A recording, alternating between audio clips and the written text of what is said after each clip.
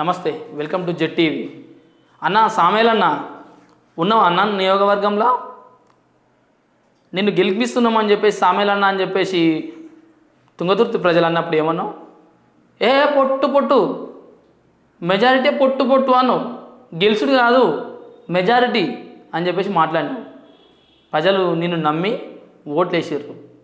ఏమన్నావు ఆ రోజు నువ్వు మీడియా ముందు కూర్చొని? ఒక దోషుడు ఉసుక తీయని అని అన్నావు. అక్కడ ఉన్న లారీలు ప్రొక్లైనర్లు అన్నీ తరలిస్తాను గెలిచిన వెంబడినే, ఒక్కరిని కూడా వాగలకు కాలు పెట్టని అని అన్నావు. ఏమైంది? ఎడిగిపోతుంది ఆ ఉసుక అంతా? రోజుకు ఒక వీడియో వస్తుంది బయటికి, నీకు తెలియకుండానే వస్తున్నాయి నీ నియోజకవర్గానికి లారీలు ప్రొక్లైనర్లు. నీకు ఎంత తీసుకొని చేస్తున్నావు నువ్వు?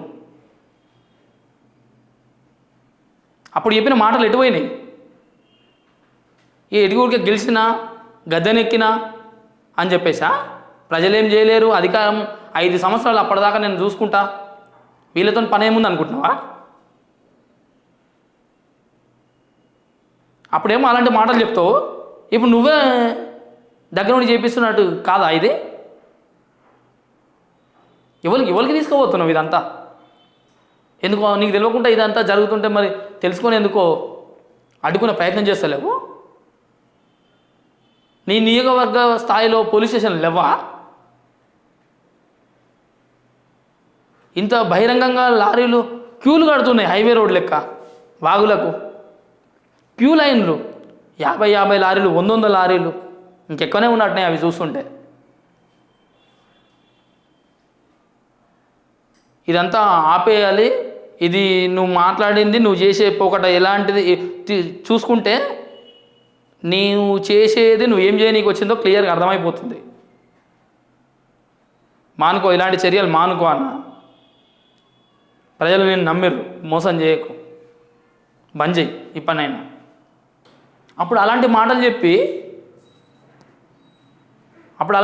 చెప్పి మీ ముఖ్యమంత్రి ఏమన్నా అయితే నేను చూసుకుంటా అన్నాడు. అయ్యింది మరి?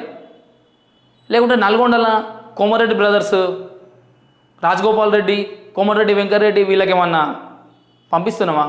అడిగేటోళ్ళు లేరనా? ఇష్టం వచ్చినట్టు ఏం చేసుకోనీకి? అప్పుడేమో ప్రతిరోజు ఒక ఇంటర్వ్యూ ఇస్తావు. మొన్న ఇది మొత్తం వైరల్ అవుతుందని చెప్పేసి, లేదు ఇది అట్లా కాదు, ప్రభుత్వ నిర్మాణాల కోసం పంపిస్తున్నాం అని చెప్పేసి అంటివి. మరి ఇప్పుడు ఏడిపోతున్నాయి? అది తగిన మోతాదులో అన్నావు కదా, ఇప్పుడేమవుతుంది?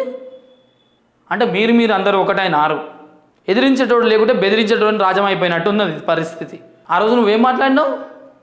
ఒకటే కార్లో తిరుగుతా అన్నావు, ఒకటే ఇల్లు నాకు అన్నావు. ఇప్పుడు ఏం చేస్తున్నావు? అప్పుడైతే మాటలు చెప్పినావు, గట్లయితే ఏడవుతుంది, గట్ల కాదు, నేను కూడా రాజకీయ నాయకుడినే అని చెప్పేసి కలగంటుని మళ్ళీ ఇదంతా ఎవరం ఎత్తుకున్నావా? ఆస్తులు సంపాదించాలి, బెదిరియాలి, వ్యవసాయం చేస్తున్నావు కదా, ఏమైంది? గద్దెనెక్కినాక నువ్వు చేసిన కర్తవ్యాన్ని మర్చిపోతున్నావు. సామేలన్న ఒక్కసారి ఇది మళ్ళీ ఇతర పార్టీల వాళ్ళకు జరిగినట్టు నీకు జరిగితే మళ్ళీ తలెత్తుకోలేకుండా చేస్తారు. నియోజకవర్గంలో కనరావు ఇక నువ్వు రాజకీయ సన్యాసం తీసుకోవాల్సి వస్తుంది, గుర్తుపెట్టుకో. ఏదో ఆస్తులు సంపాదించుకోనికి ప్రయత్నం చేస్తున్నట్టుంది, ఇది క్లియర్గా తెలిసిపోతుంది. నువ్వు 6 నెలలు కాకముందుకే నువ్వు ఈ వ్యవహారం చేస్తున్నావు, ఇక 5 సంవత్సరాలలో ఏం చేస్తారో మరి. ఓ పని చేయరి, మొత్తం తోడి మూట కట్టి అటు దుబాయ్కి పోతారుగా, బాగా బలిసినాక సంపాదించిన వాళ్ళు. ఇక ఆడికి పోయే ప్రయత్నం చేయి ఇంకో సంవత్సరంలో. ఇక ఇక్కడ పనే ఓడిచిపోతుంది. వీళ్ళు గంగలో పోనీ లేకుంటే అదంతా తోడి బయట వేసినాక వీళ్ళని కట్టకట్టుకు తీసుకొచ్చి అలా నువ్వు ఆ ఇసుక పొందాలి, పీడపోతుంది.